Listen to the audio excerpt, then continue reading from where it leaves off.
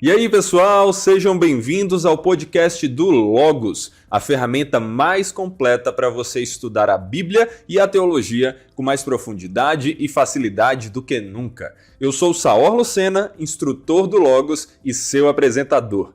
Se você tem interesse em saber mais sobre como estudar a Bíblia, como preparar sermões, se você quer conhecer a vida de pastores, pregadores e influenciadores que têm abençoado você e como é que eles estudam, esse é o podcast para você.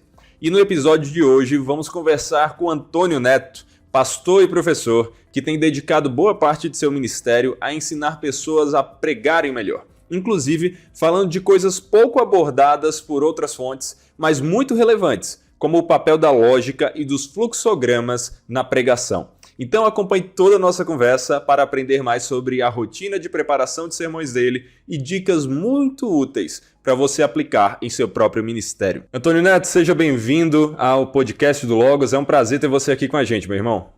Prazer, Saô. Agradeço demais o convite e esse privilégio de estar aqui contigo, cara. É isso aí, eu acho que a conversa vai ser realmente muito boa.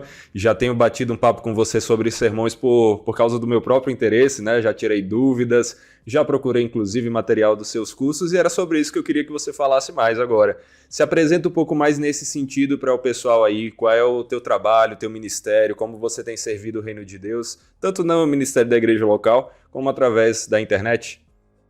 Beleza. Então, eu me chamo Antônio Neto, eu sou pastor numa igreja batista atualmente aqui em João Pessoa, mas enquanto a Muito gente bom, minha terra, grava, né? pois é, terrinha aqui Minha do, terra aí. do Saô, mas enquanto a gente grava, eu tô fazendo que nem o Saô, emigrando. Então, daqui a alguns meses a gente vai mudar para a região metropolitana de Curitiba para servir a Deus também lá naquela região. Mas além do trabalho, né, como pastor, eu tenho ministério na internet desde 2017. Eu comecei esse ministério na Legal. internet focado, principalmente focado na pregação, em ajudar pessoas a prepararem os seus sermões com mais facilidade, prepararem sermões que sejam mais bíblicos e mais didáticos também. Então, pela graça de Deus, agora, esse ano, já ultrapassamos ali a linha dos 8.000 alunos no total. Obviamente que eu não tenho 8 Que mil alunos legal. estudando nesse momento, né? Mas no Ativos total, no momento, né? no Aham. total de 8.000 alunos. E a grande maioria deles são pessoas interessadas em estudar sobre pregação. Eu tenho tido esse privilégio de acompanhar, através dos grupos de WhatsApp dos próprios alunos, ver o desenvolvimento deles, ver como que eles têm aplicado aquilo que eu ensino lá nos nossos cursos e visto o resultado de fato positivo para as igrejas, né? Que veem os seus pastores e obreiros se desenvolvendo e pregando cada vez melhor. Isso é uma bênção, eu vejo como um grande privilégio que Deus me deu. De certa forma é um sonho realizado. Eu nunca esqueço quando eu chamei o deão de alunos do seminário que eu estudava, e eu falei para ele que depois de muitas dúvidas eu tinha decidido que depois que eu me formasse eu queria trabalhar na área da pregação, ajudando pessoas que não tinham tantas condições. Eu dizia desse jeito para ele, né? Que não tinham tantas condições de ir para um seminário, alguma coisa do tipo, de ajudar essas pessoas nos seus ministérios de pregação. E hoje em dia é exatamente isso que eu faço. Eu ofereço cursos que são realmente bem acessíveis. Como Deus tem me dado o privilégio de ser pastor, então eu tenho assim a questão da minha renda, né? Pode ser bastante acertada, então eu não preciso cobrar caro das pessoas e por isso a gente faz um valor bem acessível e é isso. Então, desde 2017, está fazendo aí 6 anos e passando dos 8.000 alunos, graças a Deus. Muito bom. E é um material muito legal. Eu tive realmente a oportunidade de consultar, como eu comentei aqui, né, para o pessoal, e que eu recomendo. Vale a pena. Quem quiser aprender mais sobre pregação, tem um material muito bom lá. E falando sobre sermões, sobre preparação, uma coisa que eu quero bater o papo aqui com você é para saber como é a sua preparação. Mais especificamente, para a gente começar, como é que é a sua rotina de preparação? Você gosta de fazer o sermão num dia, você separa? Como é que você encaixa isso no meio da semana? Então, assim, eu já me acostumei a preparar os sermões no final de semana em que eu vou pregar. Eu sei que tem outros pregadores que gostam de dizer que eu faço uma parte na segunda, outra parte na terça e tal, mas eu não funciono bem assim.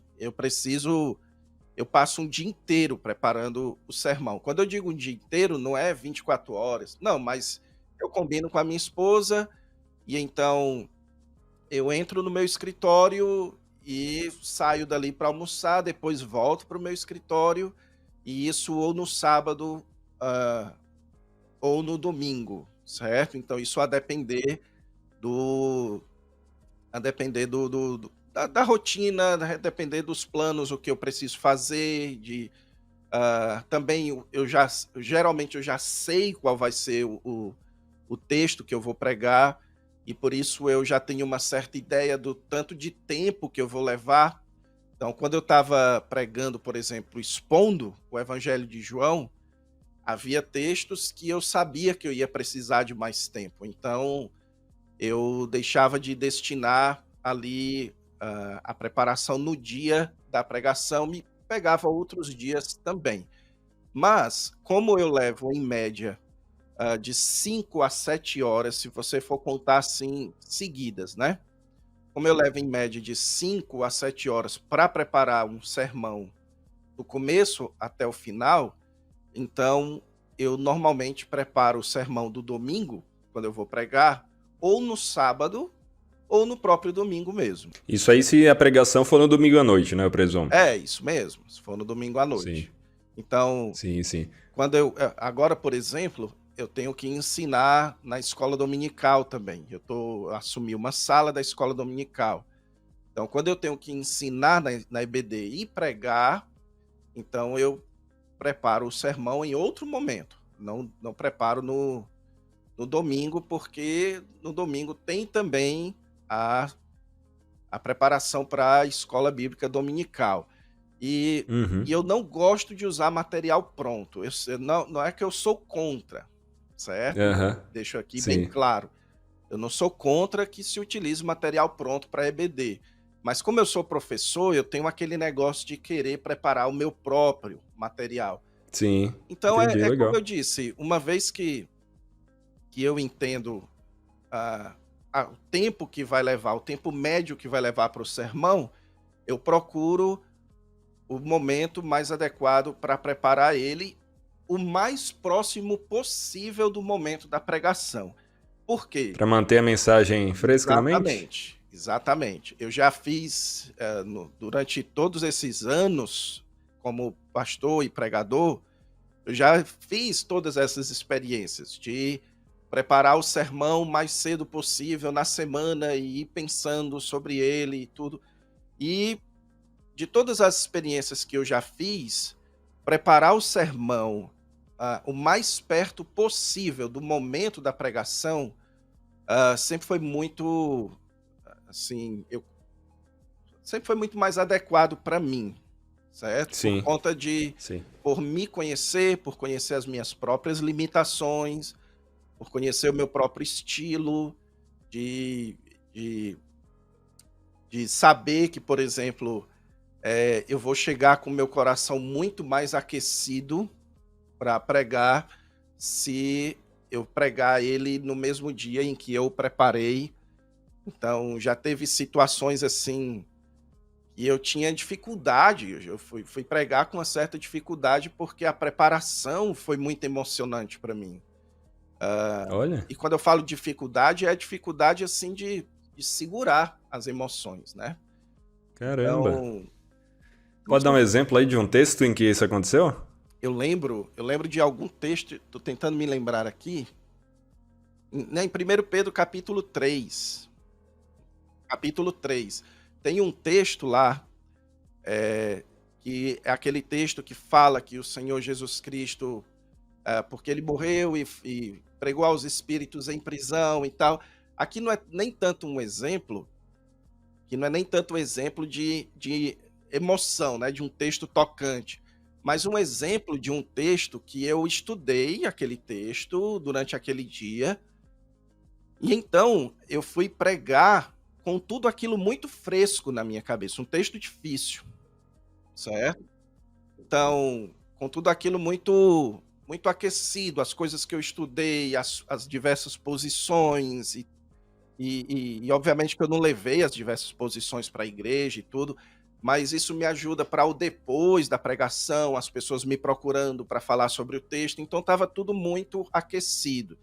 A sensação que eu tinha quando eu preparava o sermão no começo da semana era que quando eu ia pregar, eu estava pregando um sermão, aquela sensação que você tem quando você vai pregar um sermão que já está pronto há algum tempo, entendeu?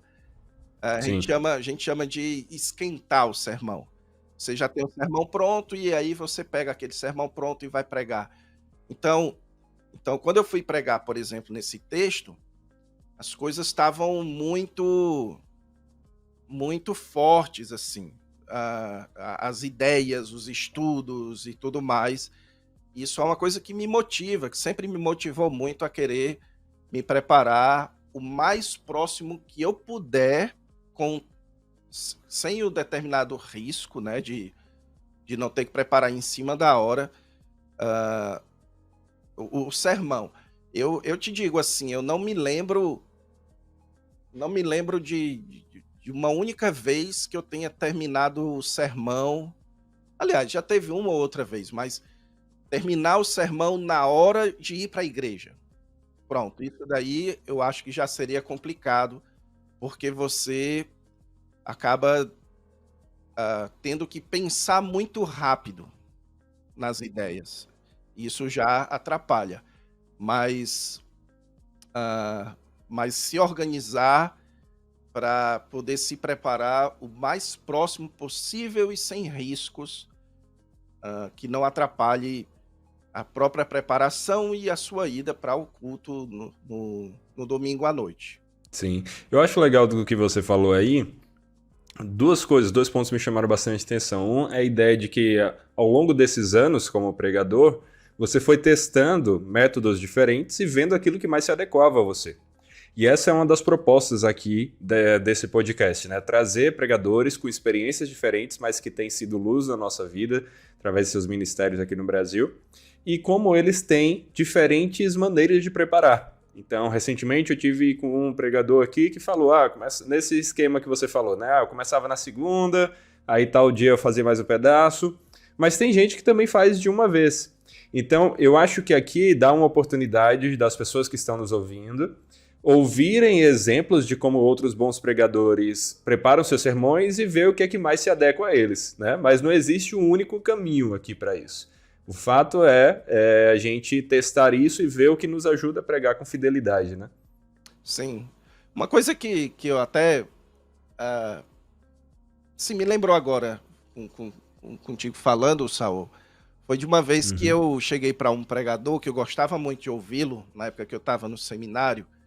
Tinha um pastor da região que, que eu gostava muito sempre que ele ia pregar na igreja que eu trabalhava. E um dia eu fui lá perguntar para ele como é que ele preparava o sermão dele. E uma Olha coisa aí. que me assustou, porque eu tinha aquela noção do seminário, né? Do passo a Uhum. passo, do seminário e tudo mais. Me assustou positivamente foi que ele disse assim, que ele leu o texto e ele disse que a maior parte da preparação dele, ele passa calado pensando no sermão. Olha, que É, interessante. ele disse que ficava calado pensando no sermão. Ele disse que eu coloco minha cadeira na frente da janela ou na varanda, e aí eu olho o texto e eu fico calado pensando.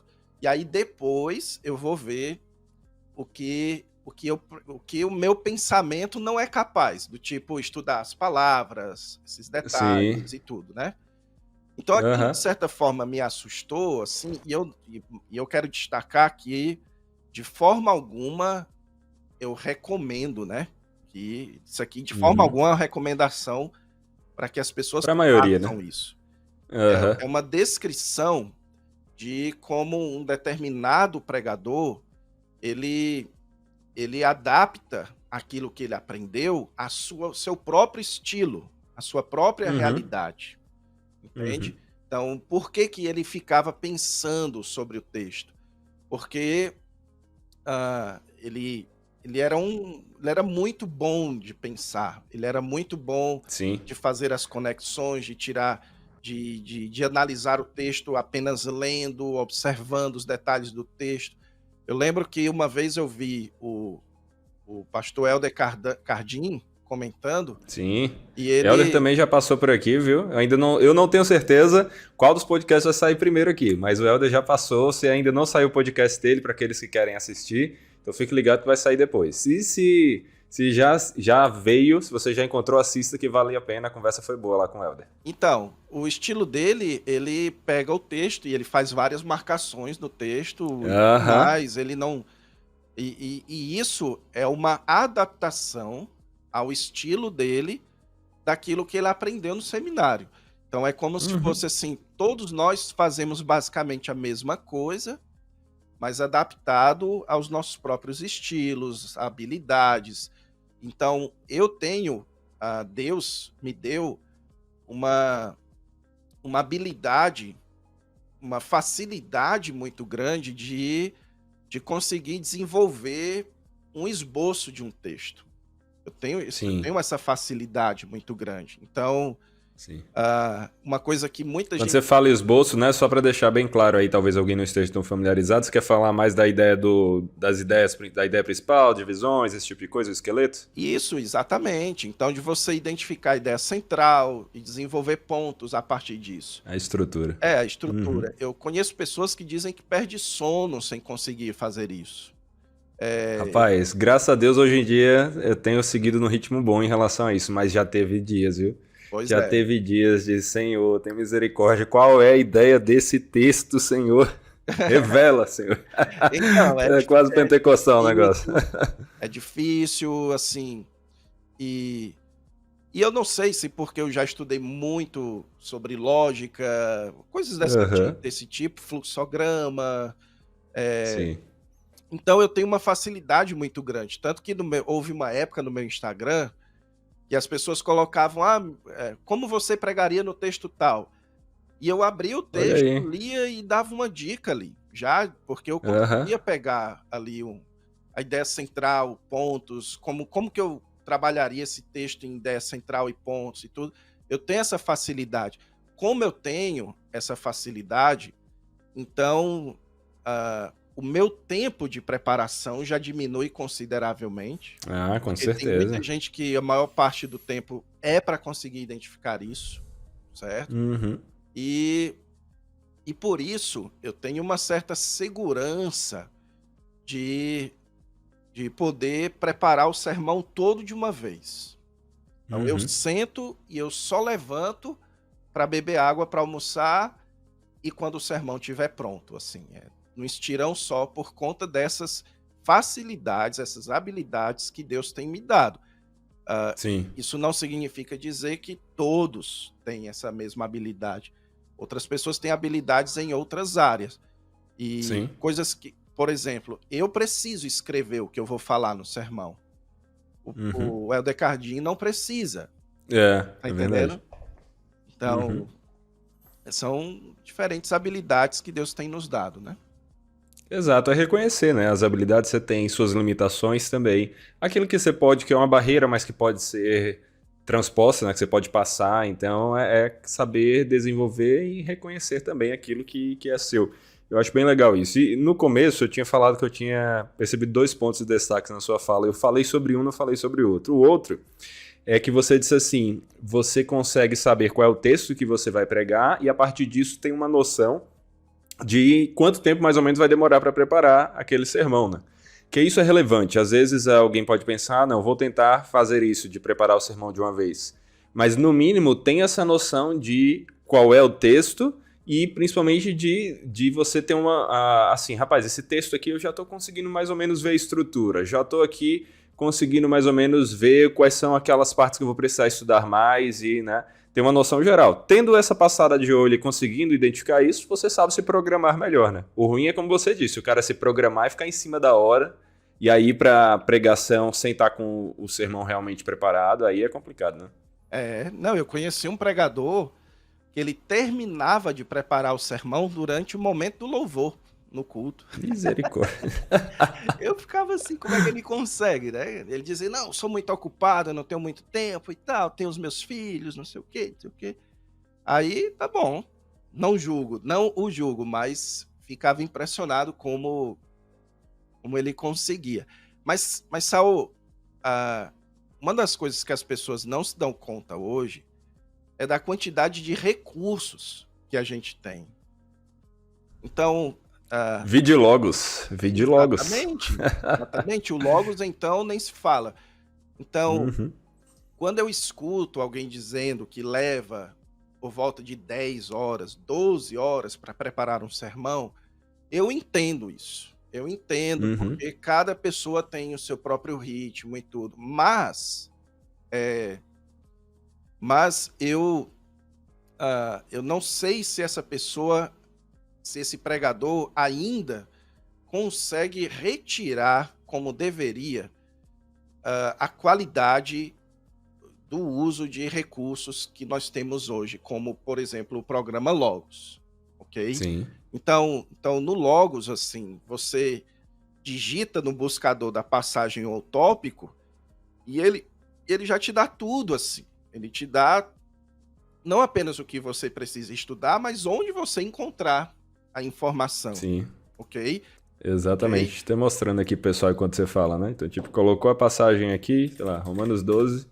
Você aperta Enter, ele já vai lhe dar aqui seus comentários, referências cruzadas, Isso, teologias sistemáticas e várias outras coisas aqui para o pessoal estudar, né? Um exatamente, clique. exatamente. Então isso é uma coisa que lhe faz economizar. E hoje eu demoro muito mais na parte da escrita e na parte do desenvolvimento de coisas que o Logos, por exemplo, não é capaz de me dar.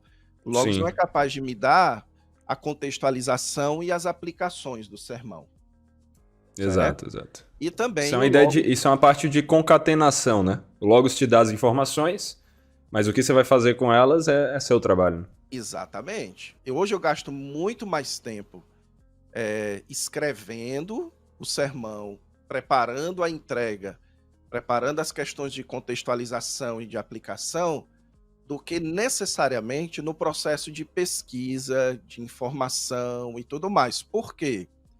Porque os recursos são muito bons, certo?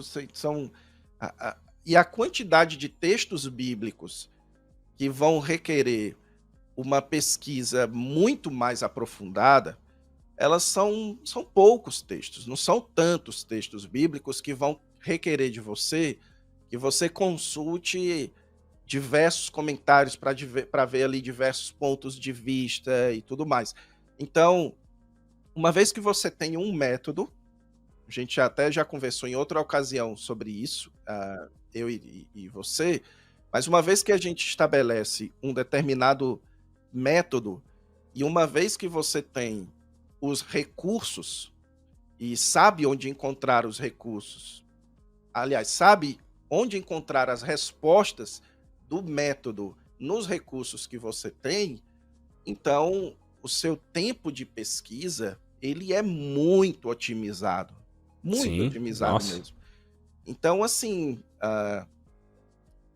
então eu diria que de 5 a 7 horas é bastante razoável. Acho que 5 horas já é assim tempo bem razoável à luz do que nós temos hoje disponível como o Logos. E dependendo do texto, 5 horas assim nem precisaria de tanto tempo assim. Tem textos que são mais fáceis, né? Eu acho que isso é uma coisa, adicionando um comentário ao que você está dizendo aí, que vai depender também das outras horas de trabalho que nós já dedicamos, né? Porque, por exemplo, eu concordo com você que esses números aí, mais ou menos essas horas, são números adequados, são, inclusive, a maior parte dos pregadores com quem eu tenho conversado tem falado ali mais ou menos nessas margens, né? Algo entre 4 a 10 horas, dependendo do pregador. Mas o que vale sempre a pena destacar é as outras horas que já foram dedicadas ao estudo da palavra, ao estudo da teologia, ao estudo do método homilético. Então, isso eu acho que a gente pode trazer até para aliviar o peso de alguns que estão começando agora a pregar e aí talvez tomem mais tempo, né? Como você está destacando, né? Ainda não consegue tirar tanta coisa do material e também talvez não tenha ainda tanta coisa na própria mente, né? Do estudo, né? Você já tem um background aí de vários anos. Quantos anos que você já vem pregando, Neto? Olha, eu desde 2012. Então, olha aí, são vários anos aí, já 11 anos pregando. Você pega outros pregadores aí também com outras décadas pregando. Então, você tem que levar isso em consideração quando o cara vai preparar um sermão. Ele não está preparando o sermão só naquelas horas, porque já tem várias coisas que ele já sabe, por isso ele não vai precisar estudar de novo. E aí ele ganhou tempo, né? Então, acho que isso é um ponto importante. Isso mesmo, muito, muito bem colocado, que certos conhecimentos, além das técnicas homiléticas, eles também agregam muito para o pregador. Então, como eu mencionei, a lógica, isso foi uma coisa, durante um bom tempo na minha vida, eu gostava muito de estudar sobre lógica. Eu lia livros de lógica e tudo. E isso porque eu ouvi o meu professor de pregação, lá no seminário que eu estudei, ele disse o seguinte uma vez, ele disse que algo que atrapalha muitos pregadores e que eles não sabem que é isso que os atrapalha, é que eles não têm noção de lógica. Ele Faz falou sentido, isso. concordo, viu? Então assim, isso faz com que eles preguem sermões que não tenham um fio condutor organizado, sermões que não sejam claros. Na hora de você fazer as perguntas para o texto, isso é um dos passos mais importantes na hora de estudar o texto. É você saber fazer as perguntas para o texto, para que você saiba o que precisa ser estudado naquele texto. Sim. Para você não cair no problema de querer estudar tudo de um texto e acabar terminando a sua preparação com uma tonelada de informações, pensando o seguinte: o que eu vou levar para o sermão agora que eu tenho essa multidão de informações, que é uma dor de cabeça que muita gente tem, né? Exato, exato. Usando aquela imagem que é muito mencionada quando se fala de preparação de sermão e exposição, né? A ideia de você preparar a comida e de você trazer o prato, né? Então o cara conseguiu ali 1 tonelada de informações, mas tem que levar um prato ali com, sei lá, 500 gramas de comida para as pessoas conseguirem digerir, né? Isso, exatamente. E a lógica ajuda muito nisso, em você saber quais são as perguntas, porque a lógica trabalha muito nisso, com o ato de você tentar entender as premissas, quais são as premissas das ideias, como é que o argumento está sendo construído e por aí vai. Então a lógica me ajuda Neto, muito. Oi, pode falar. inclusive falando aí da lógica, você disse que leu livro sobre o assunto.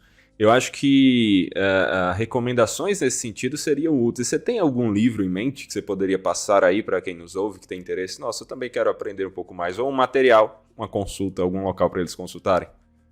Então, vou vender aqui o meu peixe na minha, Vamos na lá. minha plataforma de cursos. Tem um curso de lógica para pregadores. Uhum. Um curso exclusivo que eu nunca vi por aí, ninguém ensinando. Eu nunca vi nem sequer um livro sobre isso, de lógica voltado para pregadores. E o que foi que eu fiz nesse curso? Eu peguei um manual de lógica que eu tinha, dessas minhas mudanças eu acabei vendendo esse manual, mas eu tinha um manual de lógica e eu adaptei aquele manual para a pregação, certo? Legal. Agora, se Ah, se os nossos ouvintes aqui quiserem estudar mais sobre lógica, lógica é uma coisa muito exata. Então, Uhum. você pode apenas adquirir algum tipo de obra a respeito de lógica. A obra que eu li e que me ajudou consideravelmente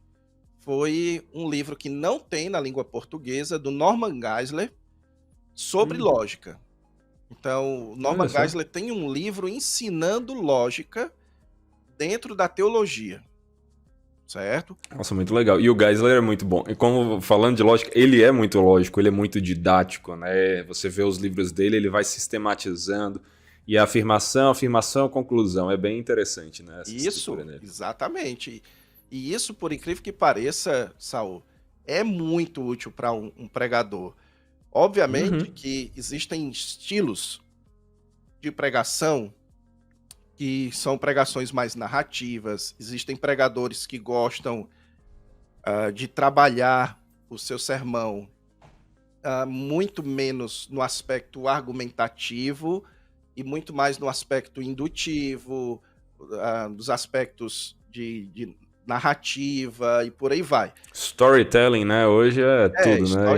Para um Storytelling, bocado de o gente. pessoal tá meio que na moda isso, a nova homilética, mas ainda assim não tem como você fugir da necessidade de você saber como é que funciona o raciocínio do ser humano.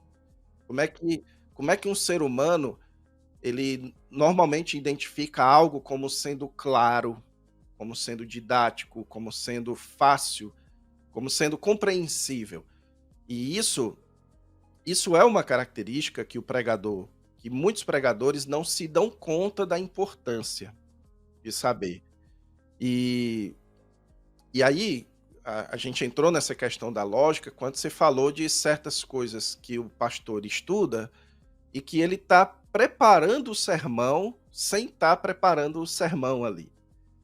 Então, a lógica, a história, a teologia, quando você está lendo uma obra de teologia sistemática ou de teologia Sim. bíblica, e isso tudo ajuda. E aí você imagina que tem pregadores aqui que estão nos assistindo que pregam 2 ou 3 vezes por semana. No meu caso, eu prego toda quarta-feira, eu prego Uhum. todo sábado, então eu prego quarta, eu prego sábado, eu ensino na escola dominical, e como eu disse, eu gosto de eu mesmo preparar o meu material, então todo domingo, e 2 vezes por mês eu prego no domingo. Então tem semanas que eu prego, por exemplo, essa semana agora que a gente está gravando aqui, eu prego Uhum. na quarta, preguei na quarta, prego no sábado agora, dou aula na escola dominical e prego no domingo à noite.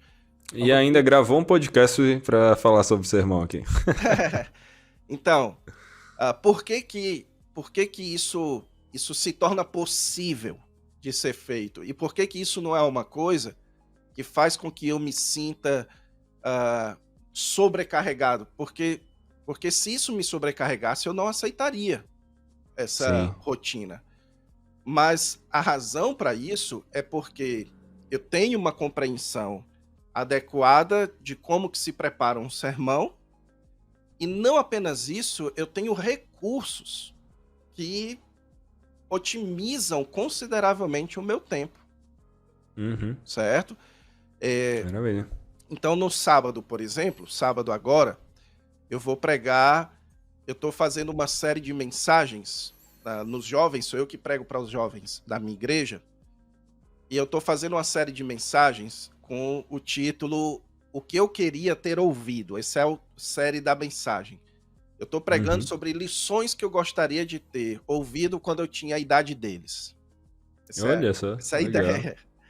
Aham. Então eu parto de uma ideia. No caso, por exemplo, no domingo passado, a lição foi assuma o volante da sua vida. Isso é uma lição que eu aprendi há muitos anos atrás. Assuma a responsabilidade sobre a sua própria vida.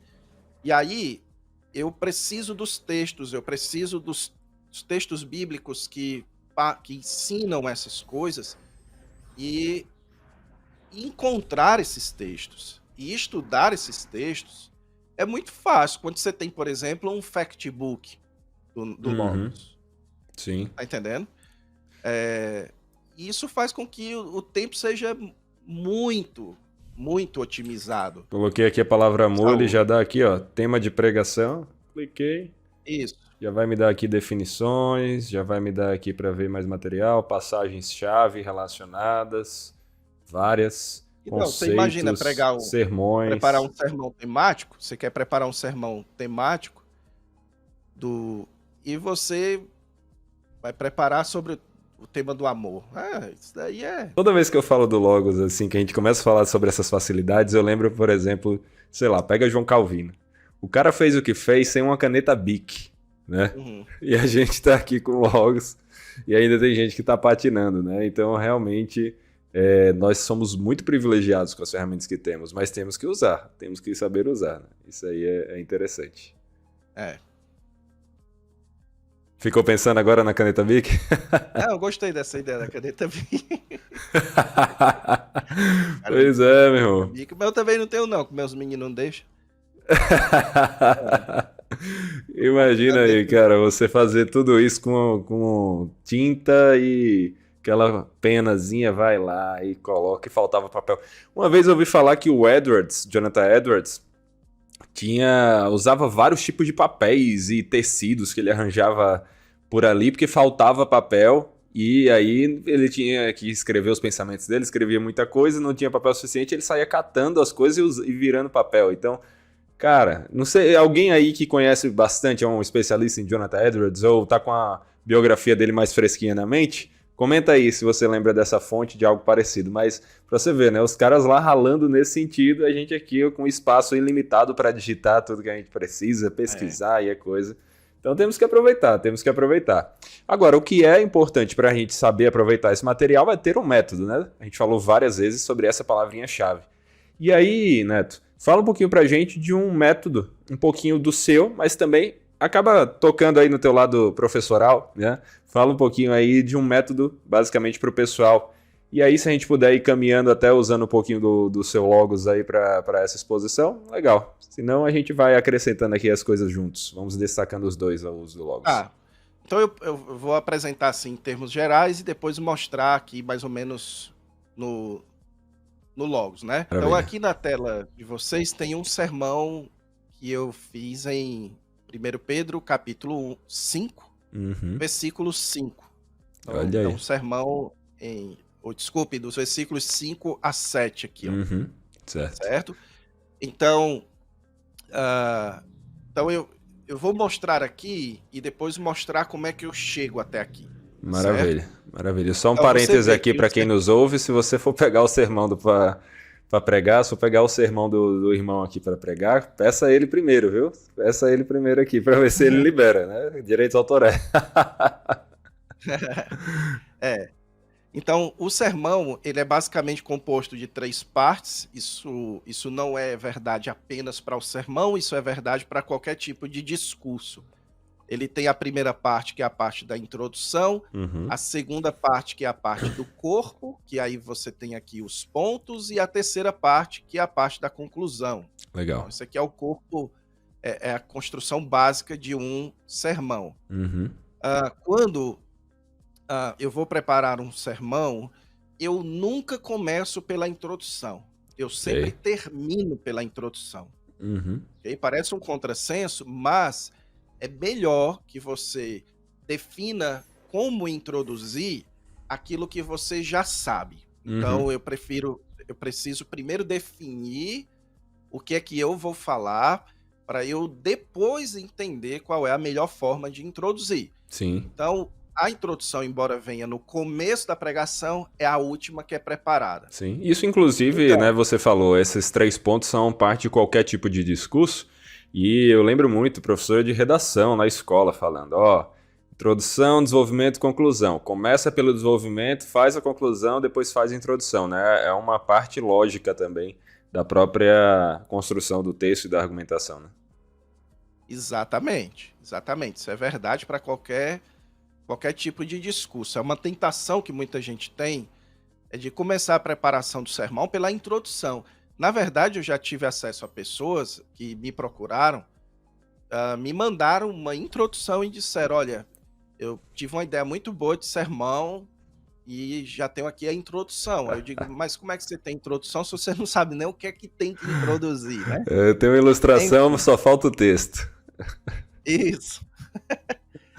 Então, uma característica aqui do sermão, isso aqui é um sermão expositivo, baseado em Ok. 1 Pedro 5, 5 a 7, Uhum, é que ele tem uma ideia central. uhum, Precisamos reconhecer a humildade como uma necessidade uhum, e tem os pontos. No caso, o primeiro ponto aqui, o segundo ponto aqui, a humildade necessária no relacionamento com Deus, e pronto, é um sermão de 2 pontos. uhum. Então, o que é que eu faço para chegar na ideia central e nos pontos? Eu preciso estudar a mensagem de um texto, certo? Então, uma vez que eu compreendo qual é a mensagem de um texto, eu compreendo o que é que esse texto está falando aliás, sobre o que o texto está falando e o que o texto está falando a respeito disso. Aquela história E do aí, sujeito e do predicado, né? O que é o sujeito é sobre o que está falando e o que é que está falando sobre ele é o predicado, né? isso Pô, mesmo. inclusive, antes da gente E entrar aí nesse espaço, desculpa te cortar mais uma vez, Neto. Acho relevante para o pessoal, ainda mais pegando você que tem ensinado tanto sobre homilética, e a gente comentar brevemente aqui questão de estrutura homilética de maneira geral, né? Você já falou um pouco aí da ideia de introdução, conclusão, a argumentação e tudo mais, mas você falou desse sermão ter 2 pontos, e eu acho que isso é algo que traz muitas dúvidas para algumas pessoas, que vem aquela escola do tipo, todo sermão tem que ter 3 pontos, né? Mas é assim, fala um pouco sobre isso pro pessoal, eu acho que vale a pena esse detalhe.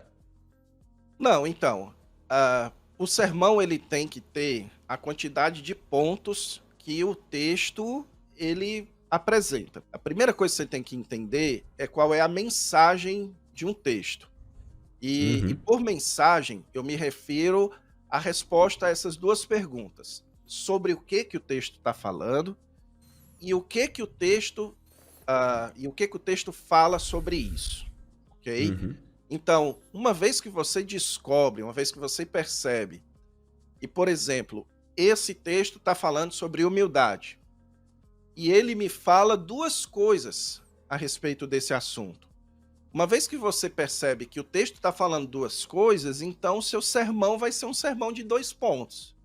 Se você excelente. percebe que o texto está falando 3 coisas, aí ele vai ser 3 pontos.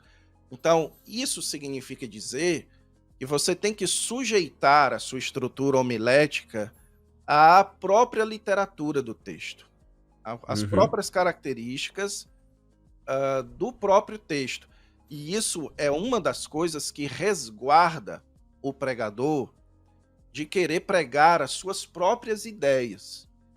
Por uhum, incrível que pareça, Saul, existem pessoas, é um equívoco relativamente comum, inclusive na pregação expositiva, a pessoa pregar as suas próprias ideias.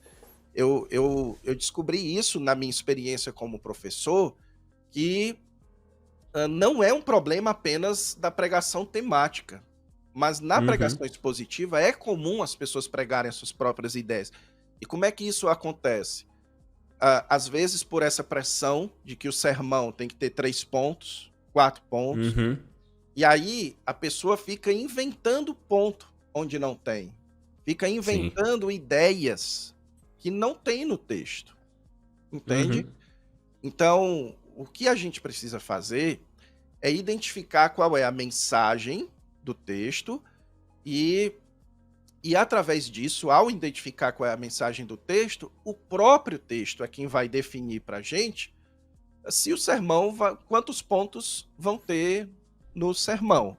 E durante muitos anos, uma coisa que eu sempre fiz questão de fazer, em primeiro lugar, quando eu vou preparar um sermão, era um fluxograma, fala ok? bastante sobre isso, né, nos seus cursos. Isso, Fala pro isso. pessoal o Porque que o é um fluxograma. fluxograma é...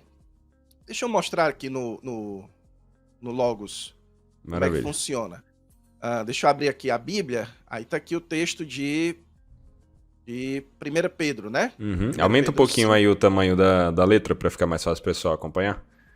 Lá no canto superior direito, nos 3 pontinhos. Certo. Isso. Aí lá em cima, Ah, pronto. Aí você pode ir alargando. Isso. pronto. Maravilha.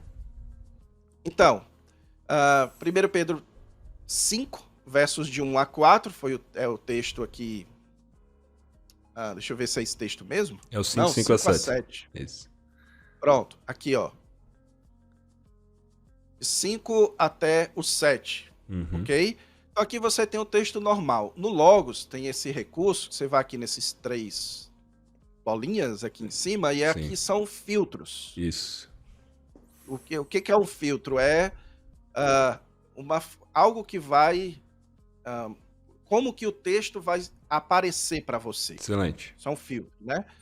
Então, você clica aqui nas características do discurso, você seleciona aqui características do discurso e ele já entrega o texto no formato de um fluxograma. Uhum.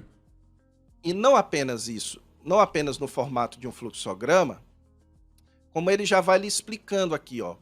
Isso é uma sentença, isso é uma sentença, isso é um subponto relacionado a esta sentença.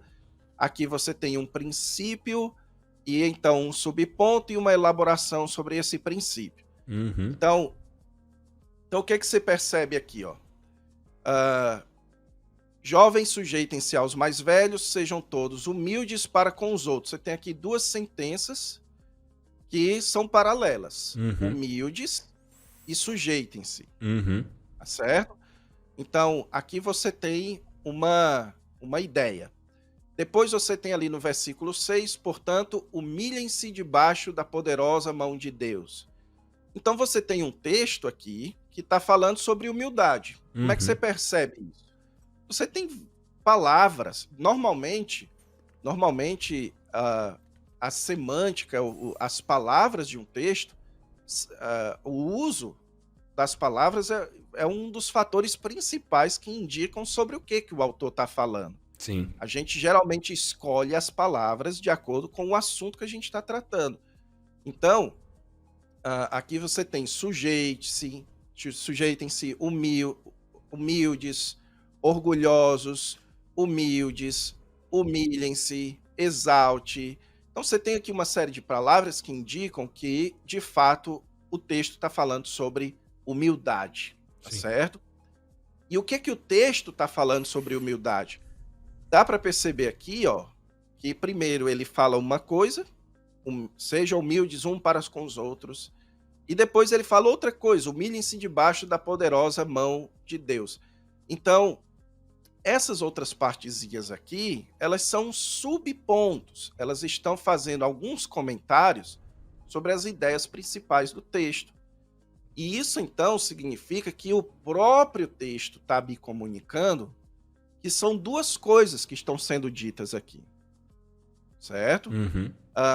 Sejam humildes uns para com os outros e humilhem-se debaixo da poderosa mão de Deus. Então você tem um nível de humildade entre um nível de humildade, digamos, horizontal. Ele está falando primeiro em um nível de humildade horizontal, onde eu me humilho diante de alguém, e depois ele está falando de um nível de humildade vertical, onde eu me humilho diante de Deus.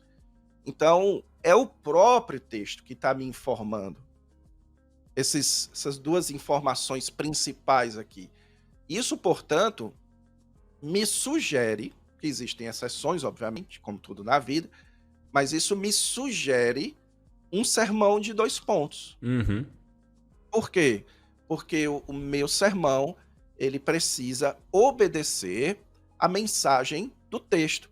E a mensagem do texto está sendo transmitida através dessas duas ideias aqui. Maravilha. Entende? Maravilha. Então aí, uma vez, Saul, que a gente define, uma vez que eu defino aqui qual é a mensagem do texto, eu agora vou atrás de entender os aspectos, os detalhes, as informações a respeito do texto que, que, não, que não são necessariamente claras para o leitor comum da Bíblia, ok? Então, por exemplo, a palavra jovens aqui.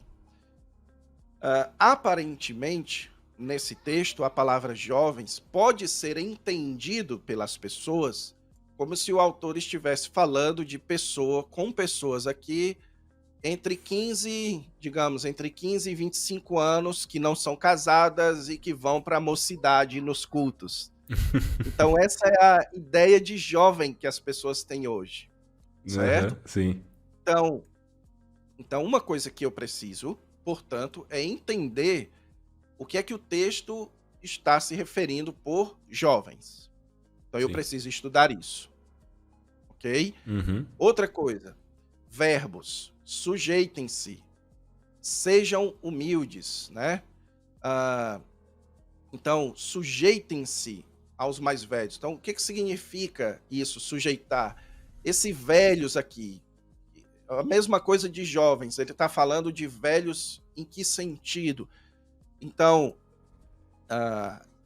essas informações, esses detalhes a respeito do texto, eles são muito significantes. E mais uma vez, o programa Logos, ele é uma mamãe para você encontrar essas informações. Então, eu mais uma vez, por muitos anos, eu preparei os meus sermões ou usando outros softwares, ou usando manuais físicos e tudo. E não existe nada igual de você vir bem aqui em cima, pelo menos é assim que eu faço, eu sei que tem diversos caminhos, né? Sim. A de você vir bem aqui em cima e escrever 1 Pedro 5,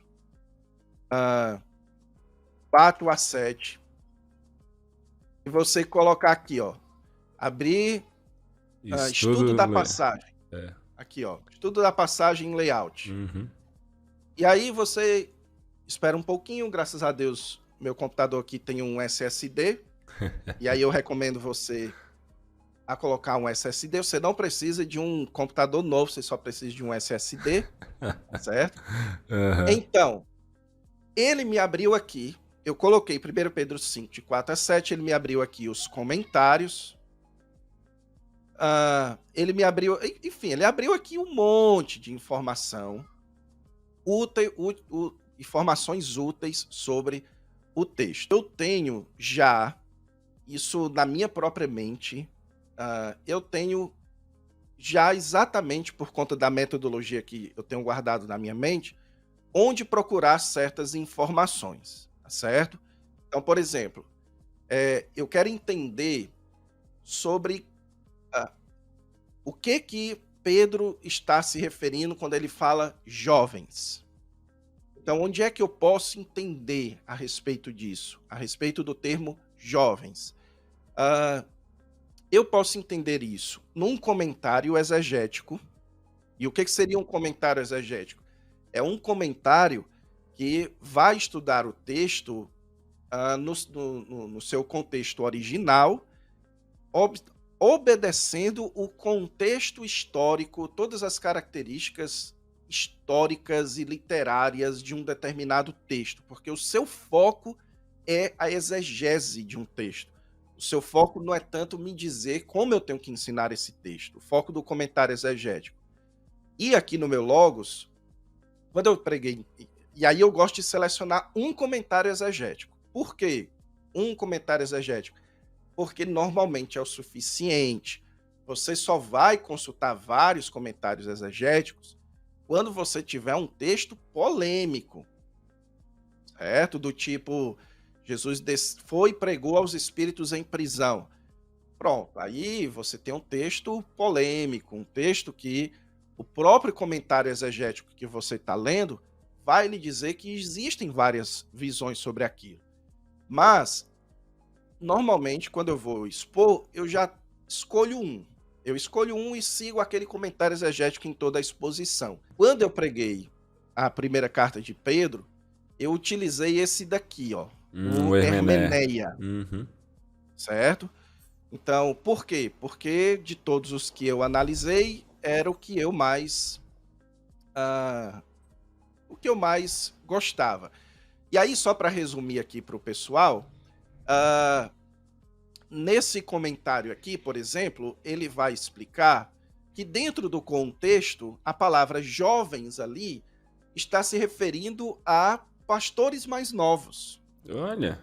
Então, não é um texto sobre os jovens da igreja, embora se aplique de uma forma mais indireta a qualquer jovem, mas o contexto do texto, ele vai mostrar aqui, é um contexto onde ele está falando de pastores, de presbíteros. Portanto, o apelo para os presbíteros. O começo do discurso é sobre presbíteros.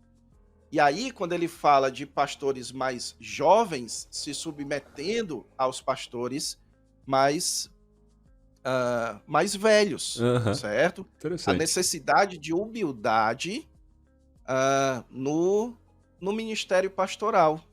Então, isso aqui é um texto muito importante para pastores, da necessidade de pastores desenvolverem humildade no seu ministério. E aí, quando eu fui pregar esse texto, voltando aqui para o sermão, né? Sim. Deixa eu ver. Veja, aqui em 1 Pedro 5, de 1 a 4, eu falei, ó, como avaliar um pastor, certo? Aí, agora... 5.5, é esse que tá com o nome 5.5 aí. Isso, 5.5. Isso. Aí ali no canto superior direito tem um botão de informação. Aí, isso. Isso, pronto. E se quiser também, é bom o pessoal saber disso, não quero ver os slides agora. Dá para ir lá nos 3 pontinhos no canto superior direito também do painel.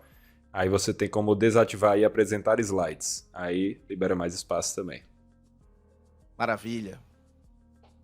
Certo? Então, ó, aí aqui eu vou expor. Rogo igualmente aos jovens. Aí eu coloco jovens. Uma divisão comum na sociedade entre idades para se referir ao grupo de pessoas. Aqueles que não são... certo. Olha aí, eu falando bobagem aqui. Jovens e velhos. Então, velhos é uma tradução da palavra presbíteros. Sim, sim. E nesse comentário Hermeneia, ele explicou que jovens é uma designação do chamado crente comum. Que hoje a gente chama crente comum, certo? Sim. Então, se os presbíteros são os anciãos da igreja, então os demais irmãos da igreja, que não são os anciãos, são designados como jovens. Entendi. Entende? Então veja que eu comento aqui, ó, faz mais sentido no contexto que Pedro não esteja se referindo à relação entre jovens e idosos, mas à relação entre a igreja e os seus líderes. Sim. E isso também está marcado pela presença do igualmente. Após descrever o papel dos presbíteros pastores, agora ele descreve qual deve ser o papel da comunidade em relação aos seus pastores. Sim. E aí, o que é que ele vai dizer que é o papel? Os pastores devem pastorear e a comunidade deve se sujeitar, deve ser submissa. Então, veja, eu vou explicando. Então, de onde que eu tirei essas informações? Onde que eu coletei essas informações aqui? No caso, eu fiz uma pesquisa no comentário exegético. Então, eu geralmente escolho um comentário exegético, certo? E se a gente for continuar procurando aqui, você pode encontrar também aqui conceitos, ou aqui você tem as palavras principais do texto, certo? E também ajudam consideravelmente, e uma delas é a palavra jovem aqui, ó. Uhum. Tá vendo? Sim. Neos. Isso, Então, exato. Clicou aí, já você abre. clica nela e ele vai lhe dar aqui todos os usos.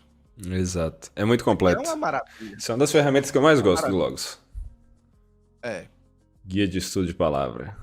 E aí você vai percebendo, uma vez que você vai observando, você vai percebendo, por exemplo, que o termo traduzido ali por jovem, ele tem sentidos mais figurados, como, por exemplo, neos anthropos, que é o novo homem. Quando fala do novo homem, então você tem essa ideia do novo, e não necessariamente do jovem, contraste ao mais velho. Então, o termo neos, traduzido ali por jovem, ele precisa ser entendido à luz do contexto.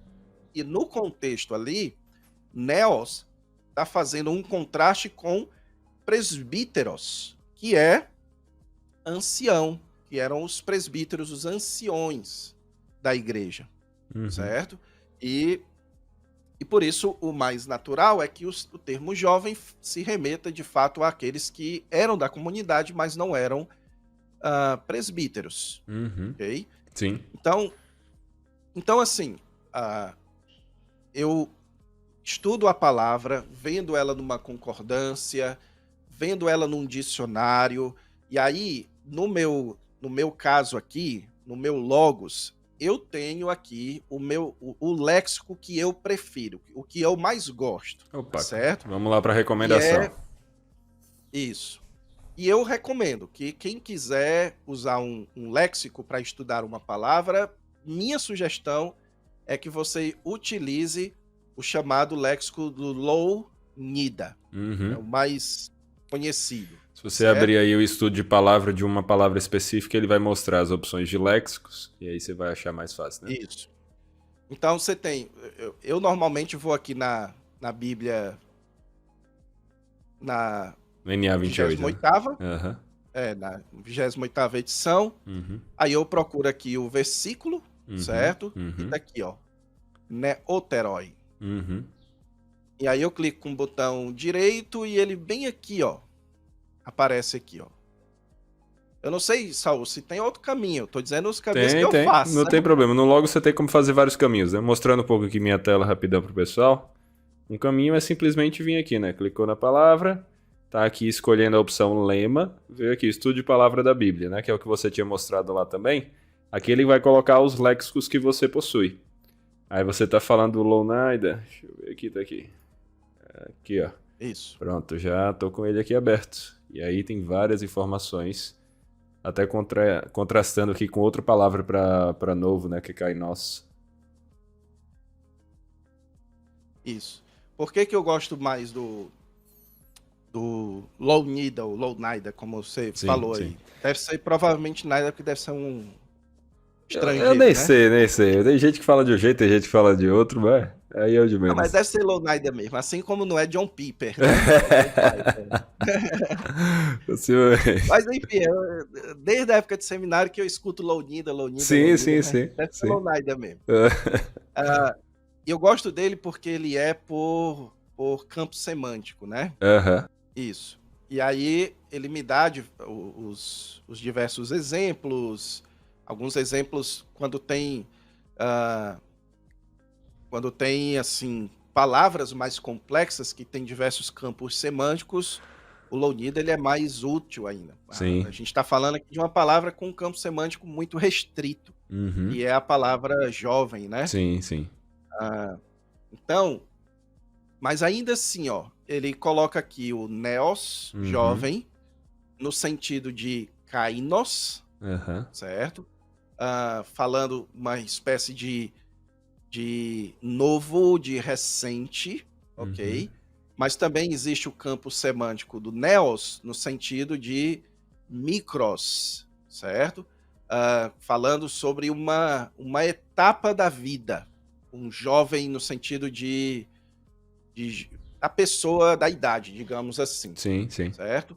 pessoa mais jovem, a pessoa mais velha e por aí vai. Sim.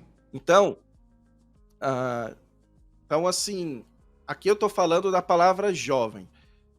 A gente poderia fazer esse trabalho nas outras palavras principais de um texto. E, Sim. inclusive, o próprio Logos, aqui embaixo, se você for baixando, ele lhe diz quais são as palavras mais importantes, Aham.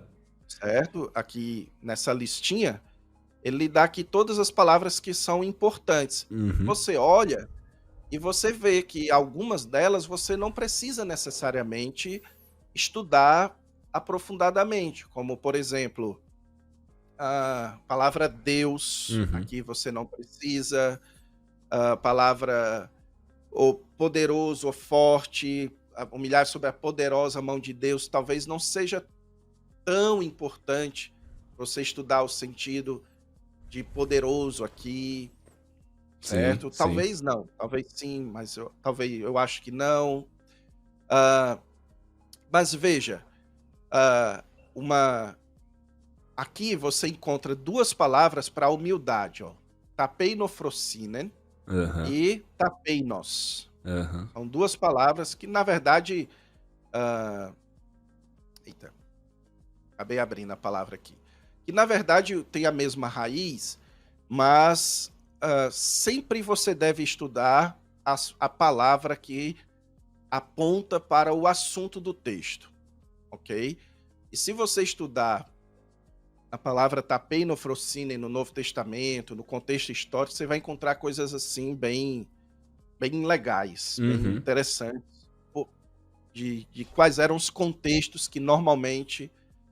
quem eram os tapeinos naquela época, né? Eram os escravos, eram pessoas responsáveis, muitas vezes, por se abaixar e limpar os seus chefes, limpar suas partes íntimas, Olha. limpar seus pés. Então, então são atos de humilhação, digamos assim, Uhum. certo? Então vamos lá, só que resumindo, eu falei que eu estudo a mensagem do texto. Primeiro eu defino qual é a mensagem do texto, depois eu defino o que é no texto, então, que eu preciso estudar para eu expor corretamente, expor cuidadosamente essa mensagem. Então eu estudo as palavras principais do texto, eu leio um bom comentário exegético, porque normalmente o comentário exegético vai me dar informações históricas, vai me dar informações também sobre as palavras. E depois disso, depois eu então estudo algum comentário expositivo, tá certo? Então, o que seria um comentário expositivo? Seria um comentário que desses mais comuns que a gente utiliza no nosso dia a dia, como por exemplo do Kistemaker, E o do Hernandes, né? Quando uh, fala de do N. exposição. Gruden, o do Hernandes, o Tyndale do N. Gruden, o do Hernandes Dias Lopes. Então aqui no Logos tem vários, tá Isso. certo? Tem E a vários. depender do pacote ou do que você foi adquirindo, você vai ter ainda mais ou menos opções, né? Vai depender também do pacote, vale sempre destacar essa informação para o pessoal, né? Isso, exatamente. E aí, para que serve? Para que eu utilizo um comentário expositivo? Muitas vezes para ter insights de exposição, insights de ideias. E o que eu gosto de dizer, Saul, é o seguinte: as pessoas têm muito medo do comentário, eu já vi isso. As pessoas dizendo assim que não use comentário bíblico na preparação do seu sermão, ou só use lá no final para confirmar ou não uma coisa que você estudou. Eu digo o contrário disso. É mesmo. Eu digo o contrário disso. Por quê? Porque está na natureza da fé cristã você ter pessoas lhe orientando no seu estudo.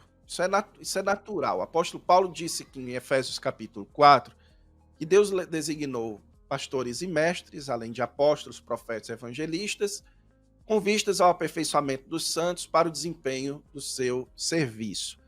Isso significa dizer que, por exemplo, o Paul Actemaya, que foi quem escreveu o Hermeneia, ele escreveu esse comentário já fazendo uma série de pesquisas para que eu não precisasse fazer essas pesquisas.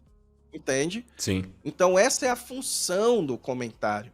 É ele encurtar um determinado caminho que o estudante ele não precisa traçar. Então, se você já consegue, num determinado comentário, adquirir, por exemplo, as informações culturais, como, por exemplo, o comentário histórico-cultural do Novo Testamento. Eu não tenho ele aqui no Logos, mas tem ele tem aqui disponível. para comprar. Ó. Tem, aí.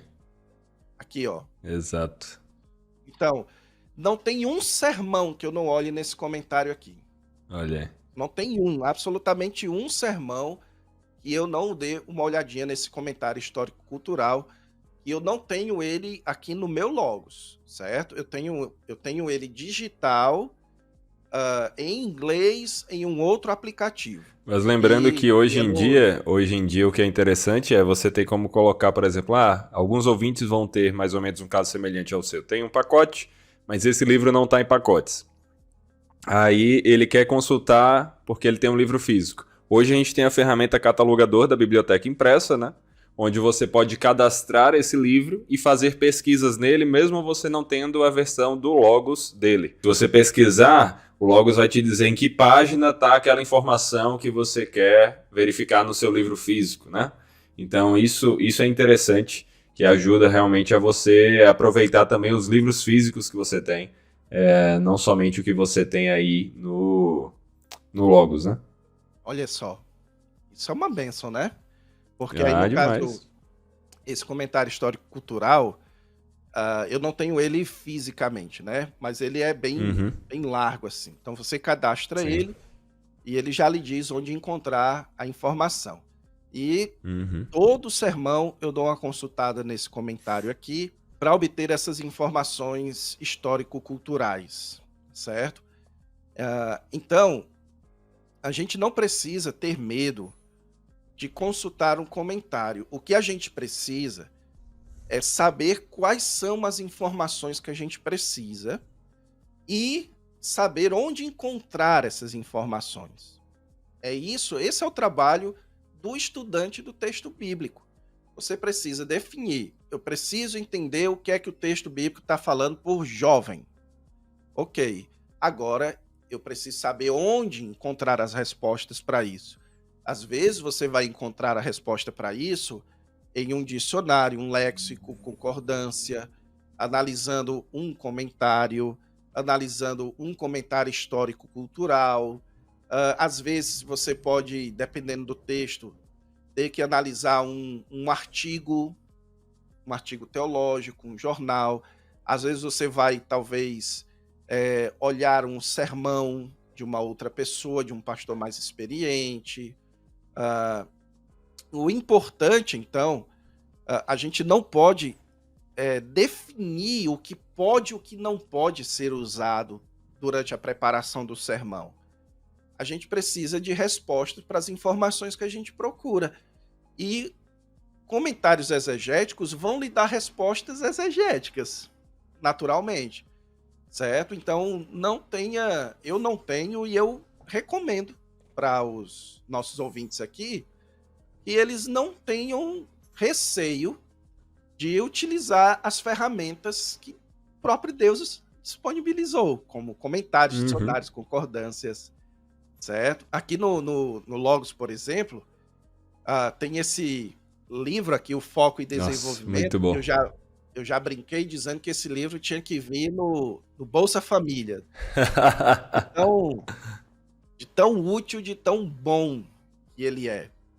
E quando eu estava no seminário, Saul, meu professor lá de pregação, ele ensinou a gente a fazer o chamado estudo sintético do texto. Ele disse que sempre que a gente fosse pregar, por exemplo, eu vou pregar em 1 Pedro, eu tenho que fazer o estudo sintético de 1 Pedro, certo?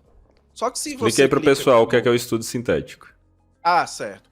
É você tentar entender quem escreveu, para quem escreveu aquele livro, por que que ele escreveu, qual é o argumento daquele livro. É você então ter uma noção sintética a respeito da mensagem de um livro, quem escreveu, para quem escreveu e essas informações principais, Sim. ok? Então, se você tem aqui o foco e desenvolvimento, deixa eu aumentar um pouquinho mais aqui, e Uhum. você vem aqui, ó, argumento de 1 Pedro. Então, ele me dá o título, ele me dá a autoria, informações que normalmente eu não considero relevantes para a pregação, que são argumentos, porque foi Pedro que escreveu ou não, eu É. acho isso irrelevante Para o público para a geral não pregação em vai. si, para o público geral, certo? Se eu for levar isso para uma pregação, eu vou fazer o povo pensar o Dúvida. seguinte: por que que se ele está trazendo isso, então quer dizer que não foi Pedro e tal, por É. exemplo, né? Então ele me fala aqui da data, ele me fala da origem, me dá o argumento da primeira carta de Pedro e tudo. Então, aqui é um recurso que Deus abençoou o querido Carlos Oswaldo a fazer o estudo sintético de todos os livros da Bíblia, para que quando eu fosse pregar, por exemplo, em 1 Pedro, eu não precisasse fazer o estudo sintético de 1 Pedro. É para isso que existe o recurso, entende? Agora, isso significa dizer que eu vou olhar e vou aceitar tudo de mão beijada? Não, vou ter que ter sempre aquele análise, aquele senso crítico, alguma coisa do tipo. Mas, em termos gerais, a ferramenta está aí. É muito Utilize a boa. ferramenta. É muito boa. Fora isso, esse livro também é muito interessante para ajudar a verificar a estrutura do texto, né? Mostrando ele aqui na minha Isso. tela. Se você desce mais, depois dessa parte aqui, você tem a ideia daqui, ó, de toda a divisão do texto. Então, aqui, como é que é a primeira seção, como ela se subdivide, aí a segunda, e assim vai, né?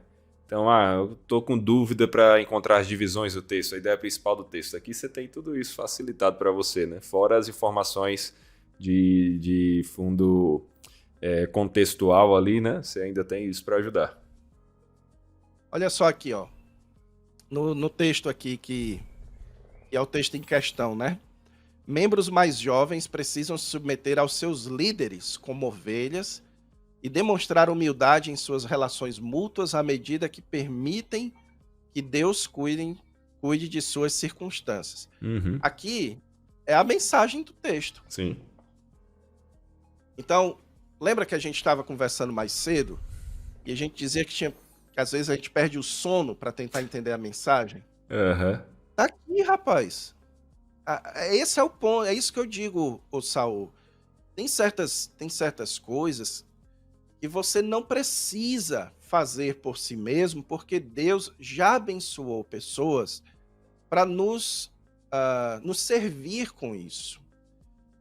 Obviamente que você pode ser essa pessoa, como por exemplo, eu disse lá também, eu disse aqui na nossa conversa também, que eu gosto de preparar os meus próprios estudos de escola dominical, certo? Então, você pode querer ser essa pessoa que diz assim, não, eu não quero identificar a mensagem de um texto, eu não quero encontrar os pontos de um texto com alguém em algum recurso, eu quero fazer isso por mim mesmo, tudo bem?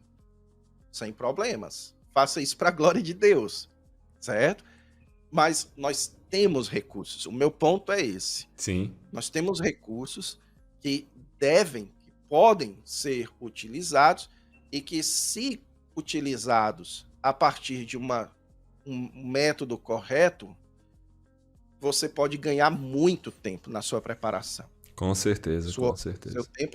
Sua otimização do tempo vai ser significante. Com Em certeza. diversos aspectos. O que é que eu diria para você não utilizar recursos? Aí sim, para você fazer por si só. Então, vou te pedir licença aqui para voltar para o texto Fique à do vontade. sermão. Então, veja aqui, ó. Em cada ponto do sermão, aqui está aqui o ponto, ó. Uhum. A humildade é necessária para o nosso relacionamento com os outros. Eu faço a exposição do texto, então eu explico o que o texto está dizendo e depois eu faço aqui a contextualização e depois as aplicações. Essas duas partes do ponto de contextualização e aplicações, aí eu diria, o máximo que você puder, não dependa de recursos. Por quê? Porque você precisa saber como aquela mensagem daquele texto pode ser contextualizada para a sua igreja, para a sua comunidade, para a realidade onde você está inserido. E isso é o que os recursos não são muito capazes de nos ajudar, entende? Sim. Então, por isso que eu digo, agora eu não digo não utilize nada de recurso. Eu estou dizendo para contextualizar e aplicar. Eu estou dizendo utilize o mínimo possível e se esforce para ser o mais para contextualizar e aplicar pensando na comunidade para quem você vai pregar, para que aquele texto esteja de fato conectado com as pessoas para quem você está pregando, certo? Então, essa aqui é a estrutura homilética básica que eu sigo em todos os meus sermões. Veja que aqui eu estou em 1 Pedro 5, de 5 a 7. Se eu for aqui para outro sermão, o 5, de 1 a 4, ele vai ter introdução, ele vai ter o primeiro ponto, exposição, contextualização e aplicação. Aí, ó, segundo ponto, exposição, contextualização, aplicação. Agora sim, sermão de 3 pontos, ó.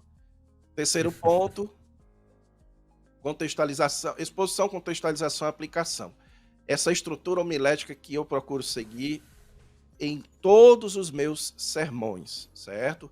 Eu defino a mensagem, apresento a mensagem, o ponto, e cada ponto eu exponho, contextualizo e aplico. E onde é que o Logos mais me ajuda no processo? É no processo da exposição. Eu entender qual é a mensagem, ou não apenas a mensagem, como também o significado dos detalhes do texto. Muito bom, meu irmão. Agradeço aí por todas essas instruções e para a gente caminhar para o final, várias vezes você citou pessoas que lhe ajudaram a desenvolver seus métodos, lhe ensinaram antes que você estivesse aí ensinando outras pessoas, né? E a gente sempre pergunta aqui, ao final, pregadores que mais impactaram o nosso convidado, né? No caso, pregadores que mais o impactaram e pregadores que na atualidade você mais admira. Se você puder nos dar essas duas respostas, nós agradeceremos. Então, Saul, ninguém é uma ilha, né? Então, então, assim, eu gosto de dizer que o meu estilo, o que eu procuro fazer, na verdade, é uma construção de diversas influências. E eu posso citar com muita clareza quais são essas influências, ok? Então, o meu pai na fé, eu vou citar vários nomes aqui que talvez a maioria das pessoas que nos assistem talvez não conheçam, porque são pessoas da minha própria história de vida, certo? Então, meu pai na fé é um norte-americano chamado Bruce Nichols. Eu cresci vendo esse homem pregar e eu cresci vendo ele expondo as Sagradas Escrituras. Eu tive essa referência em toda a minha jornada na igreja, desde a minha infância, juventude, ele expondo versículo por versículo na palavra de Deus. Isso formou no meu imaginário a ideia de que a pregação precisa ser transmissão da mensagem da palavra de Deus, ok? Meu outro pastor que também me influenciou consideravelmente foi o pastor Genuan Lira, que era o pastor da igreja que eu congreguei e que foi a igreja que me enviou para o seminário. Deus me deu o privilégio de poder congregar nessa igreja na cidade de Fortaleza, com um pastor que é um excelente pregador. Ele é muito conhecido no meio das igrejas, chamado igrejas bíblicas, que eu cresci, né? Bíblicas e batistegulares. Mas do públicozão geral, talvez ele não seja tão conhecido, mas ele é um baita pregador, um excelente pregador. E uma coisa que me marcava muito nos sermões dele era a questão da relevância. O que seria isso? Ele sempre fazia questão, sempre conseguia pegar o texto bíblico e tornar o texto bíblico relevante para a realidade da nossa igreja. Era muito comum as pessoas comentarem do sermão dele, coisas do tipo, é como se ele estivesse pregando para mim. Uhum, sim, sabe? sim. É como se fosse assim... eu lembro de um irmão dele dizendo que ficou ofendido num sermão do pastor Genuan, porque ele achava que a esposa dele tinha contado coisas da vida dele para o pastor. E não tinha, cara, não tinha.